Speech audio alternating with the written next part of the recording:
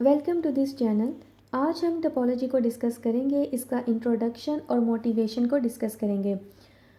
अगर आप इस चैनल पर न्यू हैं तो इसे सब्सक्राइब कर लीजिए ताकि आपको इंटरेस्टिंग वीडियोस देखने को मिलती रहें। टोपोलॉजी में हम शेप्स को स्टडी करते हैं। अब आप सोच रहे होंगे कि फिर ज्योमेट्री क्या है। ज्योमेट्री में भी हम शेप्स को स्टडी करते हैं। डिफरेंस ये है कि जब हम ज्योमेट्री को स्टडी करते हैं तब हम length, areas, volume, angles, measurements etcetera को डिस्कस करते हैं और इनके बारे में ख्याल करते हैं। ज्योमेट्री में एक राइट एंगल ट्रायंगल एक इक्विलेटरल ट्रायंगल के इक्वल कभी भी नहीं हो सकती और इसी तरह से ना ही एक सर्कल एक एलिप्स के इक्वल हो सकता है। टोपोलॉजी में भी हम शेप्स को स्टडी करते हैं, लेकिन हम तमाम शेप्स को स्क्विशी रबर की तरह ख्याल करते हैं। टोपोलॉजी में एक right angle triangle, square, circle, equilateral triangle और कोई मेस्ड अप सर्कल, ये सब सेम है, यानी इनमें कोई डिफरेंस नहीं है क्योंकि हम तमाम शेप्स को एक स्क्विशी रबर की तरह कंसिडर करते हैं, जो कि ज्योमेट्री में ऐसा पॉसिबल नहीं है। ज्योमेट्री में ये शेप्स कभी भी इक्वल नहीं हो सकती, जबकि टोपोलॉजी में ऐसा है। तो अगर हम कहेंगे सर्कल तो इसका मतलब होगा रबर बैंड, जिसे आप स्ट्रेच भी कर सकते हैं। टोपोलॉजिस्ट के बारे में एक ट्रेडिशनल जोक है कि एक टोपोलॉजिस्ट कॉफ़ी कप और डोनट में डिफरेंस नहीं कर सकता, जबकि वो जो टोपोलॉजिस्ट नहीं है उसके लिए ये बात किसी मजाक से कम नहीं। एक टोपोलॉजिस्ट कॉफ़ी कप और डोनट को एक स्क्विशी रबर की तरह कंसिडर करता है। वो स्ट्रेचेबल कॉफ़ी कप और डोनट को विदाउट ग्लूइंग एंड टीयरिंग, यानी कि ग्लूइंग और टीयरिंग किए बिना ही श्रिंक या कॉन्ट्रैक्ट और एनलार्ज करके एक दूसरे में डीफॉर्म कर देगा और ऐसे दोनों की प्रॉपर्टीज़ भी प्रिजर्व रहती हैं, यानी महफूज रहेंगी, चेंज नहीं होती। आप भी अगर कॉफ़ी कप को क्ले से बना हुआ ख्याल करें और कप को इन साइड से श्रिंक करें या कॉन्ट्रैक्ट करें तो आपको ये फॉर्म मिल जाएगी और फिर इसे एनलार्ज करके इस तरह से डोनट में कन्वर्ट कर सकते हैं। इस तरह से हम डोनट को कॉफ़ी कप में भी रीशेप कर सकते हैं इन स्टेप्स के थ्रू। तो हमने कंटिन्यूसली यानी बार बार डीफॉर्म करके कॉफ़ी कप को डोनट में कन्वर्ट किया है और हमने कटिंग, टीयरिंग या ग्लूइंग नहीं की। और हमने देखा कि ऐसा करने से डोनट और कॉफ़ी कप की प्रॉपर्टीज़ भी सेम रही, यानी इनमें कोई चेंज नहीं आया। तो टोपोलॉजी क्या है? In mathematics, topology is concerned with the properties of a geometric object that are preserved under continuous deformation as stretching, twisting, crumpling and bending, but not tearing or gluing। यानी topology में हम geometric objects की उन तमाम properties को study करते हैं जो कंटिन्यूस डिफॉर्मेशन होने के बाद भी प्रिजर्व रहती हैं, लेकिन टीयरिंग और ग्लूइंग इस डिफॉर्मेशन में अलाउ नहीं है।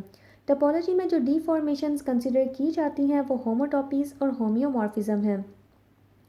A property that is invariant under such deformation is a topological property. यानी अगर किसी ज्योमेट्रिक ऑब्जेक्ट के पास कोई प्रॉपर्टी है जो इस तरह की डिफॉर्मेशन के बाद भी इनवेरिएंट रहती है, यानी चेंज नहीं होती, तो इस तरह की प्रॉपर्टी को टोपोलॉजिकल प्रॉपर्टी कहते हैं। और अगर दो ऑब्जेक्ट के पास सेम टोपोलॉजिकल प्रॉपर्टी हो तो वो होम्योमॉर्फिक होते हैं। फॉर एग्जांपल, जैसे डोनट और कप दोनों होम्योमॉर्फिक हैं क्योंकि इनके पास सेम टोपोलॉजिकल प्रॉपर्टीज़ हैं। रफली स्पीकिंग, कंटिन्यूस डिफॉर्मेशन के बाद दोनों की प्रॉपर्टीज़ चेंज नहीं होती, यानी इनवेरिएंट प्रॉपर्टीज़ हैं और दोनों के पास एक होल है और एक शेप को दूसरे में हम कटिंग और ग्लूइंग के बिना इजीली डीफॉर्म कर सकते हैं। इसीलिए कॉफ़ी कप और डोनट एक दूसरे के होम्योमॉर्फिक हैं और टोपोलॉजिस्ट इन दोनों को एक ही चीज़ कंसिडर करते हैं और इनमें कोई उनको डिफरेंस फील नहीं होता। Motivation behind topology. तो मोटिवेशन बिहाइंड टोपोलॉजी ये है कि कुछ ज्योमेट्रिक प्रॉब्लम्स ऐसी भी होती हैं जो अपनी एग्जैक्ट शेप पर डिपेंड नहीं करती, बल्कि इस बात पर डिपेंड करती हैं कि उनमें कैसी प्रॉपर्टीज़ हैं। कोनिग्सबर्ग ब्रिज प्रॉब्लम, जिसे हमने लास्ट वीडियो में डिस्कस किया था, जो बहुत ही इंटरेस्टिंग प्रॉब्लम है, आप भी ये वीडियो ज़रूर देखिएगा, इसका लिंक डिस्क्रिप्शन में मौजूद है। कोनिग्सबर्ग ब्रिज प्रॉब्लम में हमने सिटी को इस तरह ड्रॉ किया था। ठीक है, ये 4 पार्ट्स हैं, तो ये सिटी के 4 एरियाज़ हैं, A B C D, और ये उनमें क्या थे, ब्रिजेस।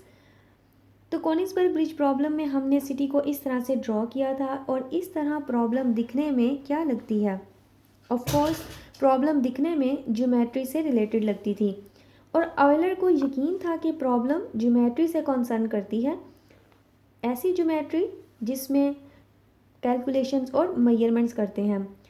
लेकिन प्रॉब्लम का सॉल्यूशन हमें ज्योमेट्री से नहीं मिला था, क्योंकि इस प्रॉब्लम का रिज़ल्ट आप देख सकते हैं कि हमने लास्ट वीडियो में किस तरह से निकाला था।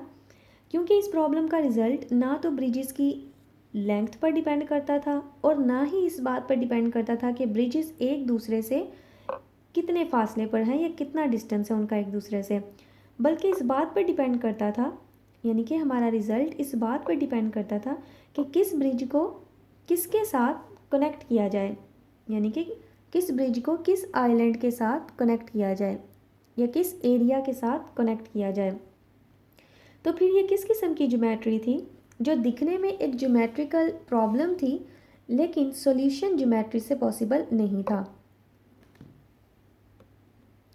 तो ये इस तरह की ज्योमेट्री थी कि जिसमें आप शेप को, ये जो शेप है, इस शेप को स्ट्रेच कर लें या बेंड करके या सर्कल की शेप को चेंज करके कर लें, तो प्रॉब्लम के रिज़ल्ट पर कोई फ़र्क नहीं पड़ता था। यानी आप इस शेप को जिस तरह मर्ज़ी ड्रॉ कर लें, स्ट्रेच कर लें, या इस लाइन को इस तरह से थोड़ा बेंड कर लें, और इस नोड को सर्कल की बजाय कोई और शेप दे दें, तो जिस तरह से भी आप इसको कर लें, तो इस प्रॉब्लम के रिज़ल्ट पर कोई फ़र्क नहीं पड़ेगा। ठीक है, जबकि हम जो हमारी कॉमन ज्योमेट्री थी उसमें तो हम इस तरह से नहीं कर सकते, लेकिन ये इस तरह की ज्योमेट्री थी कि इसमें हम इस तरह से अगर करते भी हैं शेप के साथ कुछ स्ट्रेच कर लें, इसको बेंड कर लें, तो प्रॉब्लम जो है उसके आंसर पे किसी किस्म का कोई फ़र्क नहीं पड़ता। तो ऐसी प्रॉब्लम से डील करने के लिए जो एग्जैक्ट शेप पर डिपेंड नहीं करती, तो फिर ये क्लियर होना चाहिए कि ये प्रॉब्लम किस तरह की प्रॉपर्टीज़ पर डिपेंड करती हैं, और यहाँ से होम्योमॉर्फिज्म की ज़रूरत महसूस हुई। तो ये इसकी मोटिवेशन थी। तो नेक्स्ट वीडियो में हम टोपोलॉजी की एक फॉर्मल डेफिनेशन देखेंगे, जिसे सेट ऑपरेशन की टर्म्स में हम डिफ़ाइन करेंगे और उसे अंडरस्टैंड करेंगे। Thank you.